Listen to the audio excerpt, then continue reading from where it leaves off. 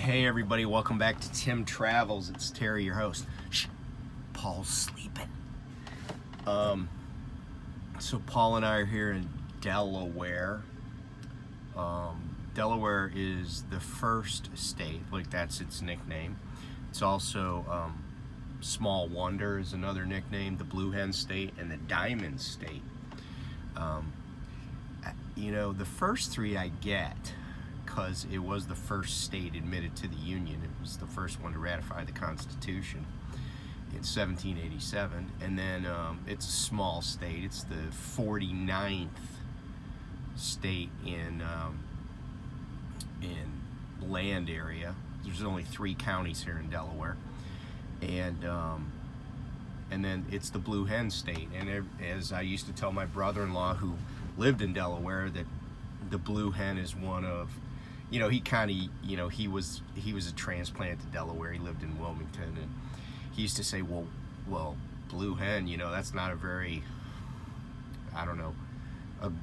tough mascot, because the University of Delaware are the Blue Hens, and I said, Dave, the Blue Hen is one of the most vicious of all barnyard animals. So anyway, so Delaware Blue Hens. Diamond State, I got nothing. I'm sure somebody knows why it's called that. But anyway, so it's the 49th largest state, but in population, it's the 45th largest state. Still has less than 1 million people, about 990,000. Dover is the capital. And in Dover, there's a big NASCAR race every year. Maybe there's 2 now. I don't know the series, but just so happens, I think today's the day the Daytona 500 is being run in Daytona, Florida. And Wilmington's the largest city, although Wilmington is in the process of being renamed Bidenton. And we're actually here at the Biden travel stop right next to the President Joseph R. Biden freeway, which is also I-95. And no, I'm just kidding about some of that stuff, but it has been renamed the Biden Travel Plaza, although there's some stuff now named after Joe Biden up in Scranton, where he was born. But everybody knows President Joe was a longtime U.S. Senator representing the great state of Delaware, and he still lives here in Wilmington when he's not at work at the White House. So anyway, I wanted to share a couple things. There's a lot of severe weather still coming this week. Take a look. This is going to be tomorrow, and when you look at this map, notice that Springfield, Missouri is right at the top of this weather area.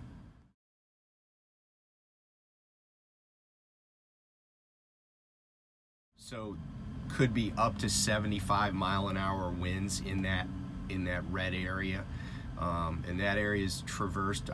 I just drove through it, not last night but the night before. Ran up 30 from Dallas into Little Rock, and then across 40 into Tennessee. But then, so that's for Monday, and then on Tuesday, all this crap starts moving farther east. So here's what the map looks like on Tuesday, and it's still same conditions. Potentially severe weather, not snow, but weather you definitely want to be concerned with if you're driving a truck, especially like unloaded or with some light load in it.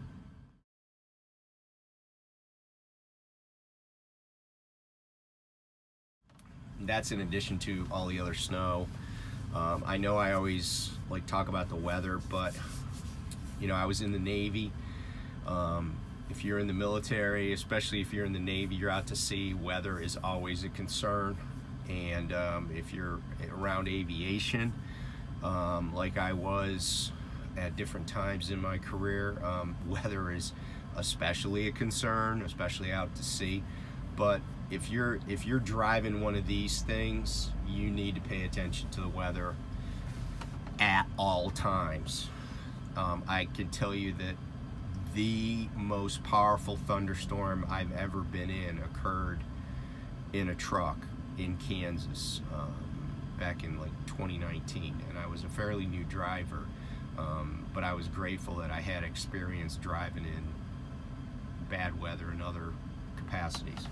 So anyway, I just want to talk about a little problem and a little equipment problem. So I've discovered that my fridge, which is it's a Hisense refrigerator freezer combo that I bought at Lowe's, has basically crapped the bed. It doesn't cool anymore. And at first I thought it was because of the vibration from the truck, and in my mind I'd always been like, hey, I want to get an anti-vibration mat underneath it. But what I learned from my colleague Paul was that it probably wasn't the vibration, but actually it was the voltage swings emanating from my inverter. And that makes a lot of sense because the alternator on my APU crapped the bed a while ago. So my APU will start up and run for a little bit, but then it throws an alternator fault. And by the way, when I get it replaced, and I will, especially before summer, but that'll be the second alternator I've put in it in less than a year. I say like I'm going to do the work. It's going to be somebody in one of our shops. But word to the wise, I guess. If you don't buy, and I may end up buying a fridge from the Prime store, but if you don't, you might want to put some kind of device, even though mine has a power strip. Power strips prevent spikes, but they don't necessarily prevent from when the voltage is just slowly going down. If you can see my hand slowly going down. And what it does is the fridge, reacts. It's like, oh, I need to work harder at 90 volts or 100 volts than I do at 120. And so what I think has probably happened is the motor is probably burned out from overwork. And so if I had to do it again, and if I do replace this fridge, I'm going to also have to put in line a device that is like a low voltage cutout. So when I get down to like 105 volts or whatever, it just cuts the power. Now, that might jeopardize the food I have in the fridge, but it will probably save the fridge. The other option is to buy one of the more expensive fridges from the store, from the Prime store, that is able to handle the vagaries of the power inverter. So, and again, I do believe it's partially connected to the fact that my APU alternator does not charge my batteries. So the truck will go into a brownout mode, or it'll just, sometimes you'll get a message that'll say, it's cutting out comfort loads. And what that means is that it's basically shutting off stuff that's not essential to keep the truck running. So oftentimes what I'll do is I'll just charge up by starting the truck. But if you run into this problem, now you kind of know why.